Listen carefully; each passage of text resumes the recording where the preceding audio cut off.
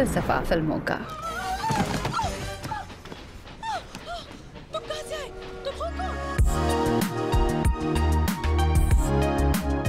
किसी से पहली मुलाकात हमेशा याद रहती है। घर में कोई नहीं है। हाय।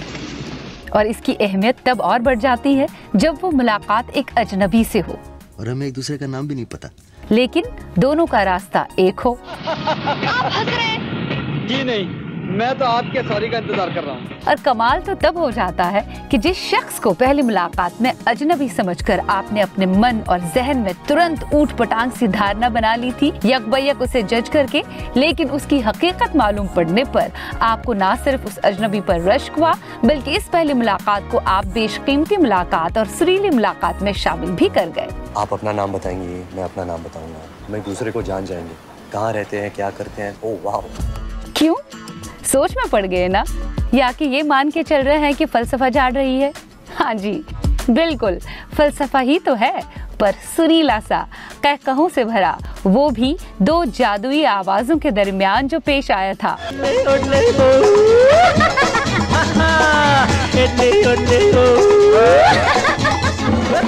ये कहानी है उस पहली मुलाकात की जो किशोर कुमार और लता मंगेशकर के दरमियान घटित हुई, बड़े रहस्यमय तरीके से।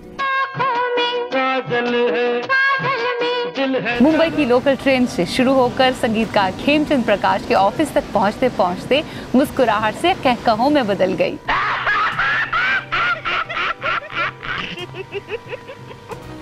जी हाँ, सुरों के मलिका लता मंगेशकर संगीतकार खेमचंद प्रकाश के लिए 1948 की फिल्म जिद्दी के लिए एक गाना गाने जा रही थी और इत्तेफाक से एक्सेंट्रिक जीनियस और यॉडलिंग के बादशाह किशोर कुमार भी वही जा रहे थे रिकॉर्डिंग के सिलसिले में ही। पर दोनों की पहली मीटिंग विचित्र परिस्थितियों यानी दिलचस्प हालात में होगी, इसका अंदाजा दोनों को न था। क्या देख रहे हैं? दरअसल लता जी उन दिनों नाना चौक में रहती थी और लोकल ट्रेन में सफर किया करती थी ग्रांट रोड स्टेशन से मलाड, जहां बॉम्बे टॉकीज का ऑफिस था। एक दिन जब वो बॉम्बे टॉकीज के ऑफिस जाने के लिए ट्रेन में ट्रैवल कर रही थी तो उन्हें एक नौजवान दिखा जिसके हाथ में छड़ी थी और कुर्ता पजामा पहने हुए अपने कंधों पर स्कार्फ ओढ़े था। इस नौजवान ने महालक्ष्मी में सेम लोकल ट्रेन पकड़ ली। उसी कंपार्टमेंट में चढ़े जिसमें लता जी सवार थी और ठीक लता जी के अक्रॉस बैठ गए, मतलब सामने वाली सीट पर बैठ गए। दोनों ने ट्रेन में एक दूसरे को देखा, बिल्कुल अजनबियों की तरह। सफर के दौरान किशोर दा ने विंडो सीट पर बैठी इस सीधी साधी लड़की को देखकर मुस्कुरा दिया, मतलब बड़े ही वार्म स्माइल से ग्रीट किया। पर उल्टा उस लड़की ने उन्हें बदले में स्माइल नहीं, अलबत्ता कठोर और सख्त नजर से देखा, जैसे कि बंदे की शामत आ गई हो और अब उसकी खैर नहीं। Now shut up and don't talk to me. वैसे आप अपने आप को समझते क्या है? अब लता जी का मलाड स्टेशन आ गया, वो वहां उतर गई और ये नौजवान भी मलाड स्टेशन में ही उनके पीछे पीछे उतर गया। अब लता जी स्टेशन से बाहर निकलने के बाद एक टांगा ले लेती हैं बॉम्बे टॉकीज जाने के लिए और ये नौजवान भी टांगे में सवार हो जाता है। लता जी टांगे से उतरकर गुस्से से आग बबूला होकर इस नौजवान को कह ही देती है, अरे ओ बदमाश, तुम रोड साइड रोमियो की तरह मेरा पीछा क्यों कर रहे हो? आप मेरे पीछे पीछे क्यों आ रहे हैं? कौन आपके पीछे आ रहा है? मैं तो अपने रास्ते जा रहा हूँ। फिर जाइए अपने रास्ते पर, यहाँ क्यों खड़े हैं? ये सड़क गवर्नमेंट की, आपकी नहीं। ये कह के वो भागते भागते खेमचंद प्रकाश के चैम्बर में चली जाती है और वो नौजवान भी पीछे पीछे खेमचंद प्रकाश के चैम्बर की ओर बढ़ने लगता है। लता जी खेमचंद प्रकाश के चैम्बर में घुसते ही उनसे इस संदिग्ध व्यक्ति के बारे में शिकायत करने लगती है कि एक बदमाश मेरा पीछा कर रहा है, मुझे उसके इरादे ठीक नहीं लग रहे, कुछ तो मंशा है उसका। लता जी उस शख्स की खेमचंद प्रकाश से शिकायत ही कर रही होती है, तभी ये नौजवान भी कक्ष में चला आता है। ओह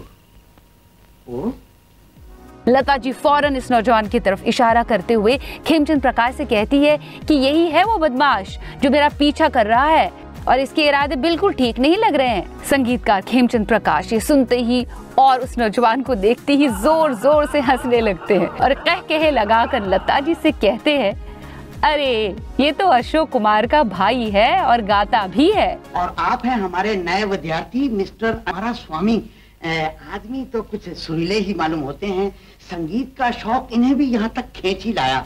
लता जी हैरत में पड़ जाती हैं और इस संदिग्ध शख्स यानी किशोर दा से माफी मांगती हैं और ऐसे में इस मुलाकात का अंत हंसी की किलकारियों से होता है।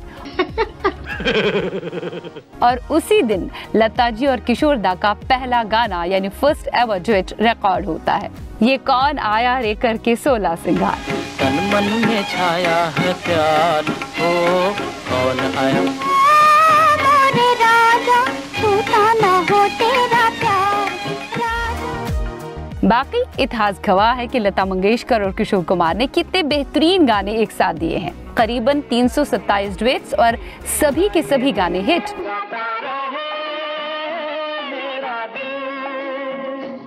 इस जोड़ी को बेस्ट एवर सिंगिंग पेयर का खिताब भी मिला। आपको सबसे अच्छा किसमें लगता है, मतलब गाने में, म्यूजिक डायरेक्शन में? जब मैं छोटा था उस वक्त से मुझे गाने का शौक था और मुझे ज्यादातर इंकरेजमेंट जिनको मैं अपना गुरु मानता हूँ अभी तक, अब तक, वो स्वर्गीय कुंदलाल सहगल। वो तो मैं भी मानती हूँ। तो मिल गया ना, तुम समझ रही होगी कि संगीत को मैं पहला वो देता हूँ स्थान। दोनों की एसोसिएशन और आपस में दोस्ती बड़ी गहरी रही है। हालांकि लता जी अक्सर मजाक करती थी कि उन्हें किशोर दा के साथ गाना गाना पसंद नहीं है क्योंकि वो हमेशा उन्हें हंसाते हैं और फिर उन्हें गाने के मूड में आना मुश्किल लगता है, जिससे वो रिकॉर्ड कर रहे हैं। जरा वो मुस्कुरा दिए शमाए जैसे जल गई। किशोर कुमार के साथ लता मंगेशकर के युगल गीत रफी के साथ उनके गीतों की तरह ही मकबूल रहे, फिर चाहे वो किसी भी मूड के गाने क्यों न रहे हों। फलसफा फिल्मों का।